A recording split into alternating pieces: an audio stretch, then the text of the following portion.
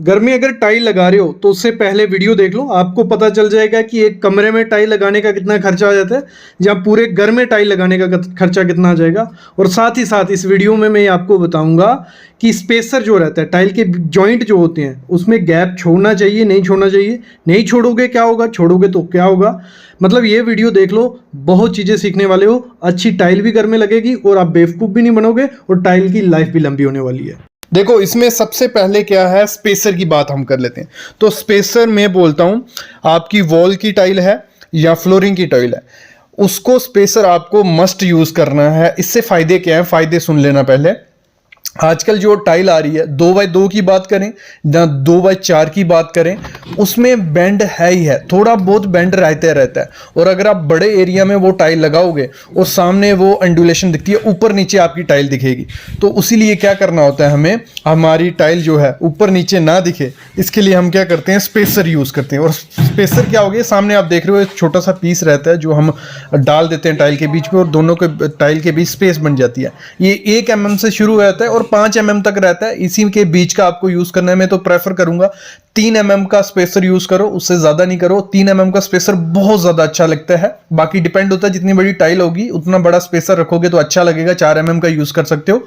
और अगर हम बात करें, सिर्फ ये नहीं है कि ये अंडुलेशन दिखता है या जो अच्छा दिखने के लिए, इससे होता क्या है, जो अगर आपकी बाई चांस फ्यूचर में टाइल कुछ टूट जाती है, अगर आपने स्पेसर नहीं दिया होगा तो आप उसमें जो टाइल लगाओगे वो बहुत खराब दिखेगी।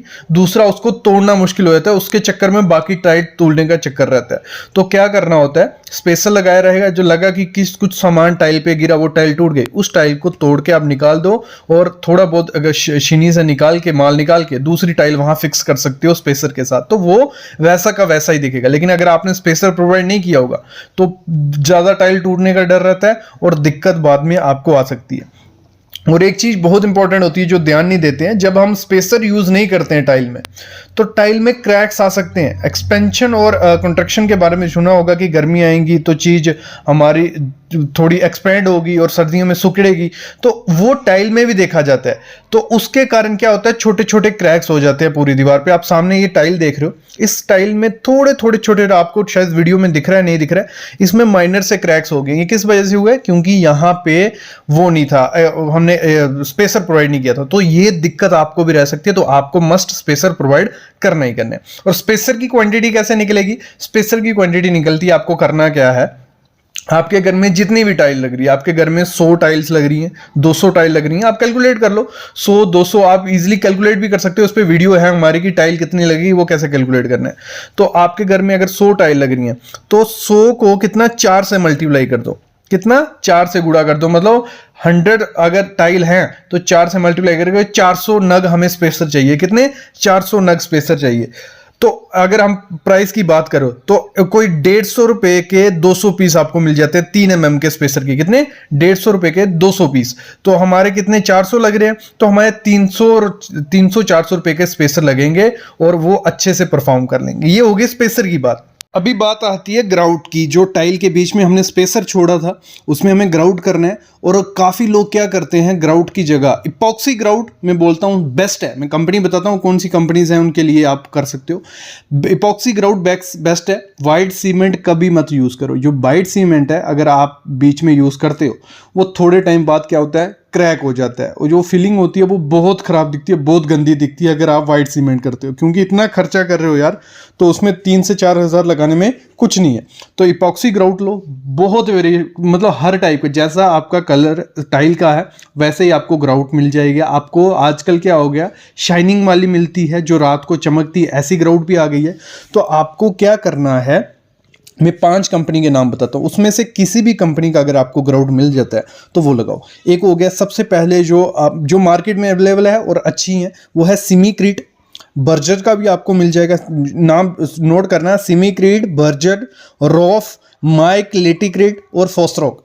अगर इन 5 कंपनीज के आपको इपॉक्सी मिल जाते हैं, थोड़े कॉस्टली रहेंगे लेकिन बहुत अच्छे हैं यार ये। मतलब आपको एक तो रॉयल लुक देते हैं और जैसा कलर आपको चाहिए वैसा कलर इसमें आपको मिल जाता है। और हमेशा क्या लेना, इपॉक्सी ग्राउट। अभी इसी में दिक्कत आती है बच्चों को क्या और जो घर का कंस्ट्रक्शन करवाने की कैलकुलेशन कैसे करनी है यार, कितनी ग्राउट लगेगा, क्योंकि हमेशा मिस्त्री क्या करते हैं ज़्यादा ग्राउट मंगा देते हैं और वो दिक्कत रहता है। तो आज मैं आपको कैलकुलेटर दिखाने वाला हूँ। पहले मैं आपको दिखाता हूँ कि कैसे कैलकुलेट करना है और ईजिली आपको पता चल जाएगा आपका जितना भी एरिया है कितना उसमें ग्राउटिंग मटीरियल लगेगा। तो ये हमारा कैलकुलेटर, इसकी हेल्प से हम कंप्लीट निकाल सकते हैं। देखो है क्या, कुछ नहीं है। यहाँ आप सामने देख रहे हो, यहाँ टाइल का वो लिखा हुआ है। मैं इसको थोड़ा बड़ा कर देता हूँ, आपको ईजिली दिखेगा। देखो यहाँ पे आपको टाइल का साइज करना है, ये वाला एरिया। यहाँ लेंथ आ जाएगी कितने बाय कितने, इधर हमारी है 600 बाय 300 की टाइल। और थिकनेस टाइल की आपको देख लेनी 8 mm मोस्टली आती है। और आपका ग्रूट साइज कितना है, मतलब स्पेसर कितना है, 3 mm का, 2 mm का, वो यहाँ डाल देना है। और आपको मिल जाएगी कोई भी ग्राउट आप यूज़ करते हो। जैसे सैंडेड ग्राउट आती है वो 10 kg हमारी लग जाएगी। कितना एरिया होगा, अगर 800 मतलब 781 स्क्वायर फीट में हमारी 10 kg लगेगी। RMT में होगा, मतलब हमारी स्कर्टिंग है, जहाँ RFT में जितने में स्कर्टिंग होगी तो इसमें हमारा कितना लग जाएगा, 3.59 RMT में हमारा 10 kg लग जाएगा। तो इस तरीके से हम निकालेंगे। मतलब हमें इस कैलकुलेटर में करना क्या है, यहाँ साइज़ चेंज करना है। यहाँ 600 बाय 300 की टाइल है, आपको अगर 300 बाय 300 की टाइल है या 1200 बाय 400 की टाइल है, जो भी टाइल है वो करनी है। मैं आपको दिखाता हूँ इसको। कैलकुलेटर हम अपने फ़ोन पे भी कर सकते हैं, PC में कर सकते हैं, कहीं भी चेंज कर सकते हैं। मैं आपको एक बार चेंज करके दिखाता हूँ। देखो ये कैलकुलेटर मैंने फ़ोन में खोल लिया है, थोड़ा छोटा दिख रहा होगा आपको। आप एग्जांपल ले लो, आपकी टाइल कितने में कितने की है। आपकी टाइल है 600 बाय 600 की। 600 यहाँ है, यहाँ 600 कर देते हैं। 600 बाय 600 की टाइल है हमारी, ये डाल दिया हमने 600 यहाँ। ठीक है, आप फ़ोन पे भी यूज़ कर सकते हो, कोई दिक्कत नहीं। 600 आ गया। हमारा जो ग्रूव है वो है 3 mm का, मतलब स्पेसर हमने 3 mm का यूज़ किया। तो ये कर लिया, तो हमें मिल जाएगा हमारा कितना, अगर हमारा कुछ लगा लो 1000 स्क्वायर फीट एरिया, तो हमें कुछ 12 किलो लगेगी। देखो ये सामने आप देख रहे हो, ये रही हमारी ग्राउट, ये देखो। तो 800 स्क्वायर फीट में 10 kg लगेगी। और अगर स्कर्टिंग है तो आपकी स्कर्टिंग कितनी होगी, कोई अप्रॉक्स 790 जो RFT होती है वो हमारी 10 kg की ग्राउट लगेगी। आपको समझ आ रहा है क्या बोल रहा हूं मैं? मतलब आपको इससे में आपको अपनी वैल्यू डालनी है और इससे कैलकुलेट कर लोगे कितनी आपकी लगेगी। ग्राउट भी हमारी 3-4 किस्म की रहती है, हाइड्रोफोबिक रहती है, अनसैंडेड रहती है, सैंडेड रहती है, प्रीमियम, स्टेन फ्री। तो ये जो आप ग्राउट यूज करोगे, मतलब अप्रॉक्स पकड़ के चलो 10 kg ग्राउट हमें कितने एरिया में लगेगी, 800-900 स्क्वायर फीट के एरिया में होती है हमारी। आप एक कमरे में टाइल लगवाते हो, उसका टोटल खर्चा आपको कितना पड़ेगा, टाइल का एरिया कैसे निकालेंगे, सीमेंट कितना लगेगा, सैंड कितना लगेगा, खर्चा कितना आएगा, ग्राउटिंग जो करते हैं वो कितना आएगा, लेबर का कॉस्ट क्या पड़ेगा, वो सब चीज़ें इस वीडियो में हम बात करने वाले हैं। सामने जो आप टाइल देख रहे हो, एक रूम देख रहे हो, इसी रूम का हम एस्टिमेशन करने वाले हैं। तो कुछ नहीं है, सिंपल फंडा है, सिंपल प्रोसीजर है, आपको फॉलो करना है और आप निकाल लोगे। एक कमरा जो हमने आपको दिखाया है पहले 12 फुट बाय 10 फुट का वो रूम था, ठीक है, उसकी हम करने वाले हैं। स्टेप क्या रहते हैं, पहले हमें टाइल एरिया निकालना पड़ता है, फिर हमें सीमेंट और सैंड की क्वांटिटी निकालनी पड़ती है, ग्राउटिंग का निकालना पड़ता है और लेबर कॉस्ट निकालना पड़ता है। ये फंडा रहता है, इतना ही फंडा है, कुछ ज्यादा नहीं है, कुछ टेक्नोलॉजी नहीं लगानी है। सबसे पहले टाइल एरिया निकाल देते हैं। हमारा जो कमरा था वो है 12 बाय 10 का कमरा, तो 12 बाय 10 है, 12 फुट बाय 10 फुट हमारा हो गया, 120 स्क्वायर फुट हमारा हो गया। वो यहां तक क्लियर हो गया। जितना भी आपका एरिया होगा, जितने भी कमरे होंगे, वैसे अगर हमें अंदाजा लगाना है, ऐसे हमारे 10 कमरे हैं तो क्या करेंगे, उसको इंटू 10 कर देंगे तो हमारा 1200 स्क्वायर फीट हो जाएगा। ये बाद में अलग चीज रही। तो हमारा हो गया 120 स्क्वायर फीट। फिर आती है स्कर्टिंग। स्कर्टिंग क्या होती है, आपने देखा होगा, ये आपका जो कमरा होता है, इसको हम 3D में थोड़ा ट्राई करता हूँ मैं, बन जाए तो ये हो गया हमारा एक रूम बन गया, ठीक है, ये रूम आ गया। नीचे टाइल आ जाती है यहाँ, ठीक है, ये दीवारें हमारी, ये दीवार, तो यहाँ पे 4 इंच से लेके 6 इंच तक एक स्कर्टिंग, चारों तरफ एक टाइल की लेयर लगाई होती है, मतलब खड़ी टाइल लगाई होती है, उसे हम बोलते हैं स्कर्टिंग। क्या बोलते हैं, स्कर्टिंग। तो वो इस कमरे में भी लगी होगी, तो इस तरफ भी होगी, वो आ गया 12 फुट, तो इस तरफ भी होगी, वो हो गया 10 फुट। फिर हमारी इस तरफ भी होगी, वो भी 10 फुट, और इस तरफ भी होगी, वो 12 फुट। तो उसको टोटल कर लेते हैं, वो हो गया हमारा 44 फुट रनिंग फुट, ठीक है। ये चीज रनिंग में आती है। यहां एक चीज समझना, ये बहुत इंपॉर्टेंट है। देखो कई जगह क्या करते हैं, इसको स्क्वायर फीट में लेते हैं, मतलब 4 इंच होगी, 6 इंच हाइट होगी, तो 44 इंटू 4 इंच या 44 इंटू 6 इंच उसका स्क्वायर फीट निकाल के फिर खर्चा करते हैं। लेकिन कई जगह क्या करते हैं, नॉर्थ में क्या होता है मोस्टली, इसको भी जो रनिंग फीट है इसको भी स्क्वायर फीट में ले लेते हैं। मतलब जो इसका रेट लगेगा वही इसका लगेगा। क्यों ऐसा बोलते हैं? वो बोलते हैं कि हमें इसको लगाने में ज्यादा टाइम लगता है तो हम वही रेट लेंगे। ये नॉर्थ में होता है, तो मैंने भी उसी हिसाब से रेट लिया। ये आगे मैं जब रेट एनालिसिस करूंगा, रेट डालूंगा तो तब समझ आएगा। अभी समझ लो एरिया निकल गया, हमारा एरिया निकल गया। टोटल एरिया कितना हो गया? 120 प्लस 44। तो इसको भी हम स्क्वायर फीट में ले लेते हैं क्योंकि हम इसको स्क्वायर फीट में गिन रहे हैं। तो 120 इंटू 44 हो गया 164 स्क्वायर फीट। ये ऐसे ही काउंट करने, जैसे जैसे मैं स्टेप कर रहा हूं, जहां तो वीडियो पॉज करके स्क्रीनशॉट लेते जाओ, जहां साथ साथ में नोट करते जाओ, और जहां एक बार वीडियो देख लो बाद में नोट कर लेना। 164 स्क्वायर फीट हो गया, यहां तक क्लियर हो गया। आगे बढ़ते हैं। अभी हमारा सेकंड स्टेप था सीमेंट और सैंड की क्वांटिटी निकालना। इधर तक याद रखना, ये चीज आगे काम आएगी। सीमेंट और सैंड की रेशो देखो, हम जो सैंड यूज करते हैं, जो रेशो डालते हैं वो 1:6 हम मोस्टली उसमें यूज करते हैं। मतलब जो टाइल डालने के लिए हम पहले उसमें रेता और सीमेंट बिछा देते हैं, उसके ऊपर टाइल डालते हैं, जैसे आपने पुरानी वीडियोस में देखा। ठीक है, 1:6। और मोटा कितना रखते हैं, मतलब थिकनेस कितनी रखेंगे हम? 3 की एवरेज लेके चल रहे हैं। देखो क्या होता है, कई जगह स्लोप ज्यादा, स्लोप मेंटेन करने के लिए हमें कई जगह ऊंचा कई जगह डाउन करना पड़ता है। तो 3 इंच में एवरेज लेके चलता हूं, 75 mm में ले रहा हूं। कितना? 75 mm मार्जिन में लेके चल रहा हूं। आप 2 इंच भी ले सकते हो, 50 mm भी ले सकते हो, लेकिन 3 इंच लेके चल रहा हूं। क्लियर? अभी हमारा कमरा जो था, रूम था, उसका एरिया कितना है? 120 स्क्वायर फीट। ये कहां से आया? ये जो हमने किया था 12/10, 120 स्क्वायर फीट था ना, वही चीज लिखिए। कुछ ज्यादा टेक्नोलॉजी इसमें मैंने नहीं लगाई है। इसको क्या करना है, हमें कन्वर्ट कर देना है किसमें? मीटर में। तो इसको जब हम कन्वर्ट करेंगे तो ये आ जाएगा किसमें? 10.75 से डिवाइड करना है, कुछ नई टेक्नोलॉजी नहीं लगानी इसमें। तो वो करना है 10.75 से डिवाइड करेंगे तो हमारा आ जाएगा 11.15 स्क्वायर मीटर। क्लियर यहां तक? और कन्वर्जन को अच्छे से देख सकते हो, हमारी वीडियो है वो भी। तो जो 3 इंच था, जो थिकनेस थी वो भी चाहिए होती है। 3 इंच जो था, ये 3 इंच है हमारा। 3 इंच होता है हमारा 75 mm, वो ये आ गया। उसको कर दिया मैंने मीटर में कन्वर्ट। वो ऐसे साथ साथ में करते जाओ, आप सीखते जाओगे। कन्वर्ट कर लिया, वो आ गया हमारा 0.075 मीटर। क्लियर? यहां तक क्लियर हो गया?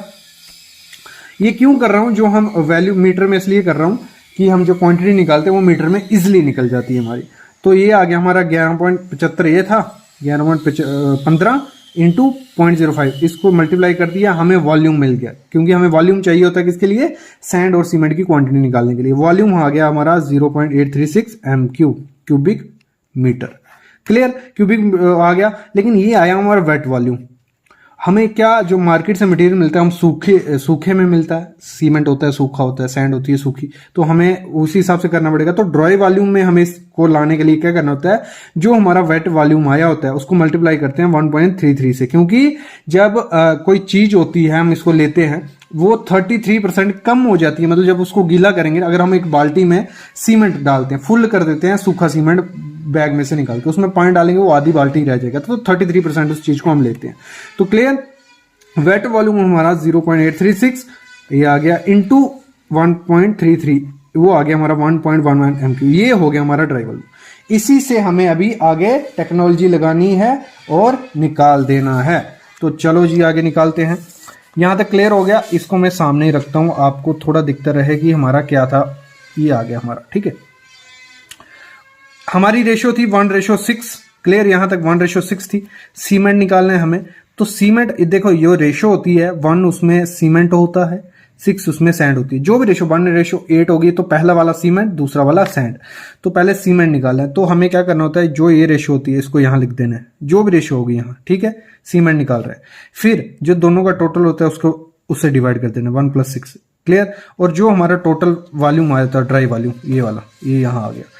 क्लियर? यहां तक क्लियर हो गया। इसको हमने मल्टीप्लाई किया, वो हमारा आ गया 0.15 m³ आ गया। यहां तक क्लियर हो गया। फिर क्या होता है, ये इसको गांठ बांध लेना। ये फॉर्मूला बहुत इंपॉर्टेंट है। Weight equal to volume into density. बहुत सिविल इंजीनियरिंग में बहुत काम आता है, बिल्डिंग और प्लानिंग में। Weight equal to volume into density. तो जो वॉल्यूम हमारा आया 0.15 और इसकी डेंसिटी कितनी होती है सीमेंट की? 1440 kg/m³। 0.15 इंटू 1440 वो हो गया हमारा 216 kg हमारा सीमेंट लगेगा। लेकिन हमारा सीमेंट बाजार से किसमें आता है 50 kg के बैग में इंडिया में। तो इसको करेंगे 216 डिवाइड बाई 50 करेंगे तो हमारा आ गया 4.32 बैग हमें किसके सीमेंट के लगने वाले हैं। कितने 4.32 बैग सीमेंट के हमें लगेंगे। और एक बैग हमारी स्लरी के लिए लगती है। क्यों स्लरी के लिए लगता है मैं दिखाता हूं। देखो ये जब हमारे सैंड डाल दी और टाइल हम जब उसको डालते हैं सैंड पे तो नीचे पहले स्लरी डालते हैं फिर ऊपर से टाइल उसके ऊपर रखते हैं। ये प्रोसेस आपने देखा होगा जो पहले वीडियो डाली है मेरी, तो स्लरी डालते हैं तो वही चीज है। तो हमने ये एक बैग स्लरी का ऐड कर लिया। और एवरेज अगर मैं पकड़ के चलूं एक रूम में आपका 3 से 4 बैग सीमेंट लगता है। ठीक है, याद रखना कितना, एक कोई भी रूम है हमारा 100 से 200 स्क्वायर फीट का रूम, 150-200 हमारा 3 से 4 बैग लगते हैं, हमेशा याद रखना। तो 4.32 बैग इधर से आए थे, एक बैग स्लरी का जोड़ दिया तो मतलब 5.5 बैग हमारे सीमेंट के लगने वाले हैं। यहाँ क्लियर हो गया। फिर सैंड के लिए क्या करना है, हमारी रेशियो थी 1:6। इस सीमेंट के टाइम हमने 1 लिया था, सैंड के टाइम हम क्या लेंगे 6।